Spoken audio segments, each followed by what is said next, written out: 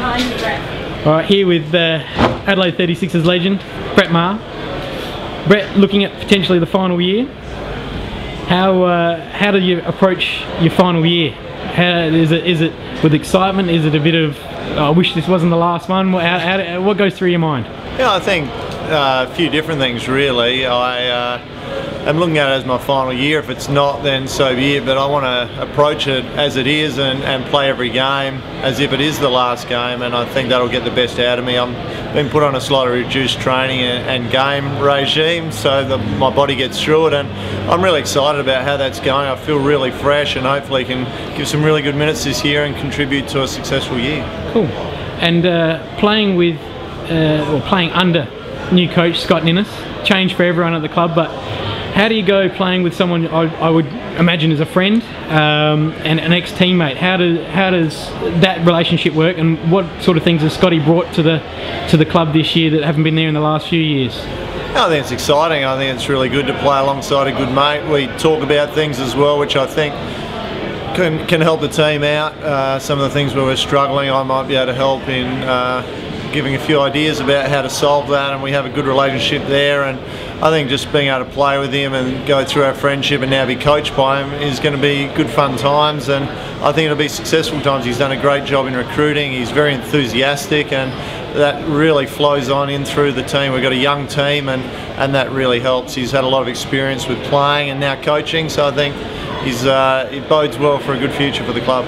Great. And with all your experience, many years of experience, shall we say, how's the feel around the group at the moment? You know, is there a little bit of excitement? Is there well, we're just going to keep working at it and see what happens? What's the story? I think there's legitimate excitement. There's a lot of guys that haven't played in the league before. There's a lot of new, fresh faces, and some South Australian boys coming back into the team. So I think everyone's excited about that, and a bit of the unknown really about how we're going to go. We haven't seen too many of the other teams as yet, so we're not really sure how we're going to match up against them, but we're pretty happy with the list that we've put together. We've got a young team, as I said, and I think it may take us a little bit of time to gel, and we've probably got some of the guys in a little bit late as well, so we may be a bit disjointed early, but I think the upside is that we've got a lot of talent there, and I think if it does gel, then it could be a very exciting year.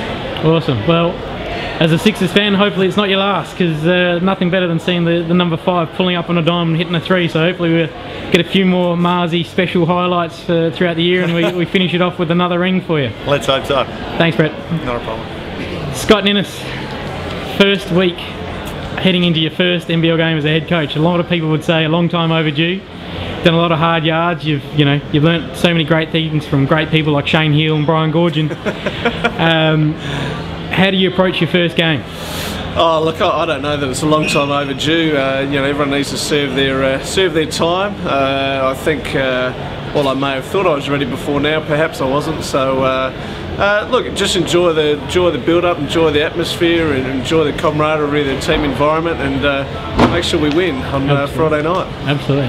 And I guess one of the big questions that everyone has been asking around the Traps, whether it's to you directly or not, is what does a coach wear on his first NBL game? Does he go the safari suit? Does he go shorts, t-shirt? What can we expect in the wardrobe? I think we need to up the ante a little bit from a you know, from the GQ sort of point of view. Phil never ever wore a tie, so I was thinking, I always thought that I'd like to wear a tie whenever I got the opportunity to coach in the NBL, but we'll just have to leave that one and see what happens on Friday. I reckon if I did, it'd last about 5 minutes anyway, but we'll see how we go. And you know, some of the great coaches in the past, Bruce Palmer had the white shirt rolled up, he had the clipboard with the special defensive numbers on the side.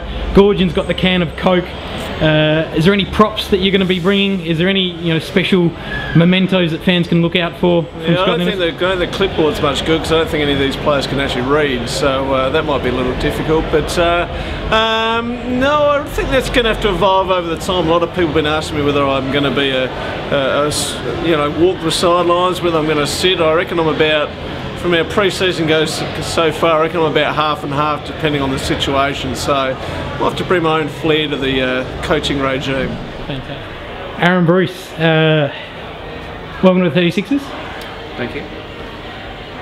Late recruit, I guess, to not just the Sixers themselves but the NBL. You gave few NBA teams a workout. How was that experience? What did you learn from tryouts there? That was outstanding. I got to work out with the Seattle Supersonics, that got to play with them in the NBA Summer League. Now the Oklahoma Whatever's. something team, expansion team, but yeah, it was a great experience for me. I learned a lot, obviously going against the best players, in the best league in the world. You can't help but learn a lot, so hopefully I'll be able to bring a few things back and try out a few things here and get a few wins with Adelaide.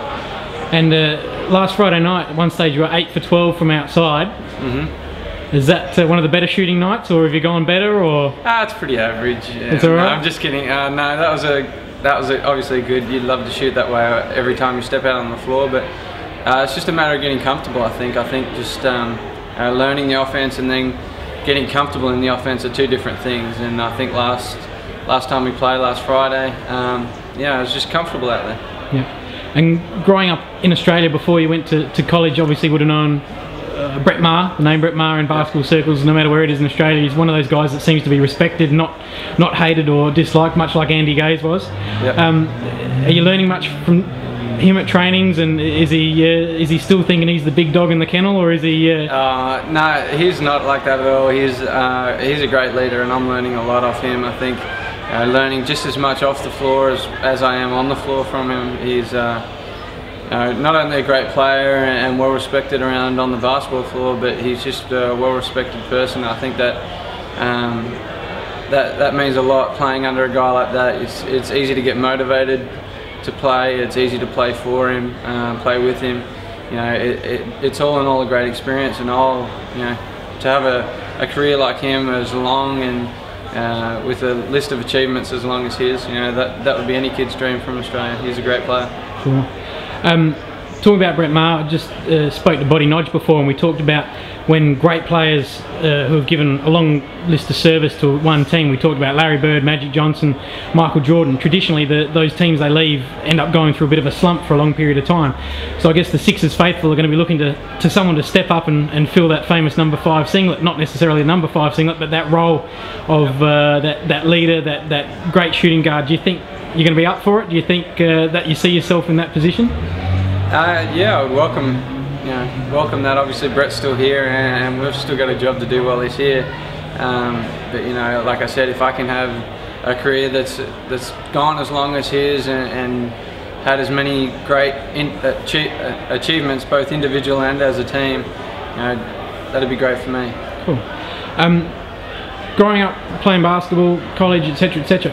Who would have been one of your toughest opponents? Who was the guy that you knew you were going up against, so you thought, I don't know how this is going to go, but we'll go out and have a run and see what happens? Or last 2 years I've played against Kevin Durant, and I played against Michael Beasley, and they're two pretty big names in the NBA, both first round picks, both within the top 3, both within the top 2 of the NBA draft, to be specific. So probably Kevin Durant, I would say, is the best player. I think his all-around game, and I think his attitude made him a great player. He was really relentless. I guess no matter who he was playing against, he would come out, and his mindset was that he was going to tear him apart. And I was actually fortunate enough to play with him this summer with Seattle, so it was good being on his side rather than playing against him. Fantastic. All right, Aaron, we wait with bated breath to see what happens Friday night, your first NBL game. I guess you at one stage would have been thinking NBA would have been the first pro league you played in. How do you feel going into the first pro game of your career? I feel great. I think, I haven't had an extended preparation going into my first game. Obviously I've only been here 3 weeks, around about that, but I'm definitely excited. I think the offense and the defense that Scotty's put in has been accepted and been taken in by the players really well. I think together as a team we've come together really well. We've gelled quickly, which we need to do. We've only had a pretty short time together, but hopefully we can get the season rolling with a couple of wins and then just progress from there. I think we'll only get better and better as the season goes. Awesome. Well, thanks for your time now, and we'll catch you during the season, no doubt. No worries. Thank you. Thanks, Aaron.